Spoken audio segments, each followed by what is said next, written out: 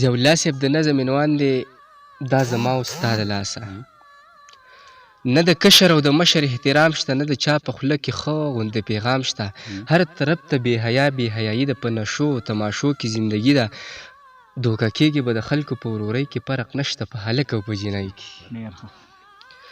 دوکه کېږي به د خلکو په ورورۍ کې، فرق نشته په هلک او په جینۍ کې. نه د چا په زړه کې رحم او سکون شته، نه په عشق کې په لیلا باندې مجنون شته.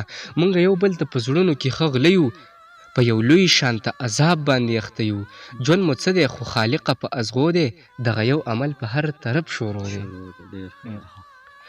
ژوند مو څه دی خو خالقه په ازغو دی، دغه یو عمل په هر طرف شروع دی. قومي لوط نه پاتې شوي انسانان یو، په نامه صرف نیمچه مسلمانان یو. قومي لوط نه پاتې شوي انسانان یو، په نامه صرف نیمچه مسلمانان یو. یارانې او دوستانې تر خپل مطلبه، لټوو ځان له یو بل کې سل مطلبه. په نشو کې اموخته هر یو زلمی دی، دا زما او ستا د ژوند کولو ځای دی.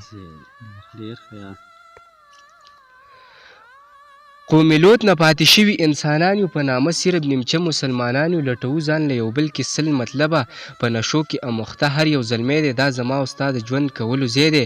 اوس ته ووایه چې دا ګناه د چا وه؟ جوړه شوې ښه ښایسته ښکلې دنیا وه، خو بدرنګه شوه زما او ستا د لاسه. دا به نه وایي چې دا د چا د لاسه، دا به نه وایي چې دا د چا د لاسه.